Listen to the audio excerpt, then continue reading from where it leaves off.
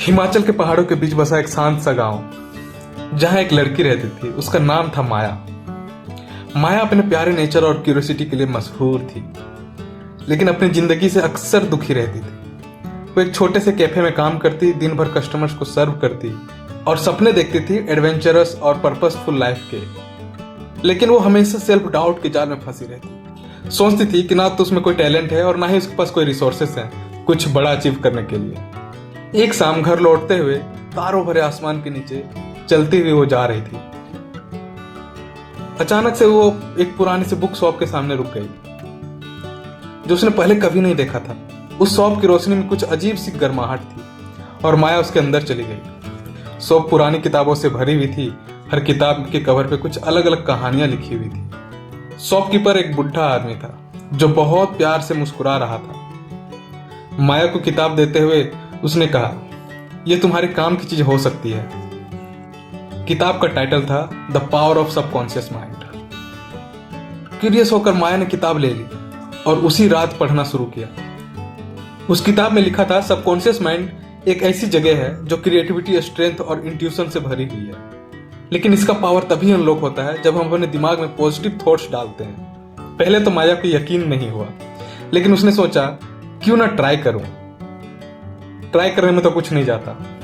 सुबह उठकर माया positive affirmations बोलना शुरू किया। मैं कैपेबल हूं, मैं वर्दी हूं, मैं इनफ हूं। हर दिन अपने सपनों को विजुअलाइज करती, दुनिया घूमते हुए, एक किताब लिखते हुए और लोगों को इंस्पायर करते हुए। उसने अपने गोल्स लिखे और उन्हें ऐसे इमेजिन किया जैसे वो ऑलरेडी पूरे हो चुके हैं। कुछ दिन के बाद माया को अपने अंदर छोटी छोटी चेंजेस महसूस होने लगे। उसका कॉन्फिडेंस बढ़ने लगा, उसकी स्माइल और ब्राइट हो गई और उसकी बातें और एंगेजिंग होने लगी। कैफे में उसने आइडिया सजेस्ट करने शुरू किए जो उसके बॉस को पसंद आए। जल्दी ही उसे प्रमोशन मिल गया और वो कैफे की मैनेजर बन गई। इस सक्सेस से इंस्पायर होकर माया ने अपना सबसे बड़ा फियर फेस करने का डिसाइड किया, राइटिंग। उसे हमेशा कहानी लिखने का शौक था, लेकिन कभी बिलीव नहीं करती थी कि वो राइटर बन सकती है। हर शाम वो अपने इमेजिनेशन को फ्री छोड़कर लिखने बैठती थी। अब उसका सबकॉन्शियस जो पॉजिटिविटी और बिलीफ से भरा हुआ था, उसका गाइड बन गया। कुछ महीने बाद माया ने अपनी शॉर्ट स्टोरी एक लोकल कॉन्टेस्ट में सबमिट की। जब रिजल्ट आया तो वो फर्स्ट प्राइज जीती हुई थी। उसकी स्टोरी जो रेजिलियंस और सेल्फ डिस्कवरी के थीम पर थी, रीडर्स के दिल को छू गई। ये मोमेंट उसकी लाइफ का टर्निंग पॉइंट बन गया। पब्लिशर्स से कांटेक्ट करने लगे और जल्दी ही उसकी पहली नोवेल मार्केट में आई, जो हजारों लोगों के लिए इंस्पिरेशन बन गई। कुछ साल बाद माया एक स्टेज पर खड़ी थी, एक बड़े ऑडिटोरियम के सामने, अपनी कहानी शेयर करते हुए। उसने लोगों से कहा, सबकॉन्शियस माइंड एक गार्डन की तरह है और हमारे थॉट्स उसके सीड्स हैं। अगर हम इसे पॉजिटिविटी और बिलीफ से नर्चर करें तो हम अपने सपनों से भी ज्यादा बड़ी लाइफ जी सकते हैं। माया को देखते हुए वही बुढ़े शॉपकीपर ऑडियंस में बैठकर मुस्कुरा रहे थे। उन्होंने कई लोगों को किताबें बांटी थी, लेकिन माया अलग थी।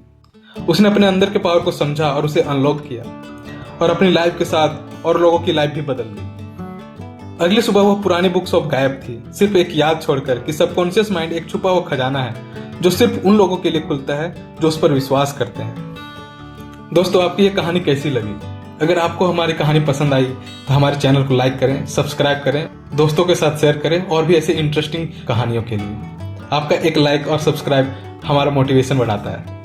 So please like and subscribe. Thank you.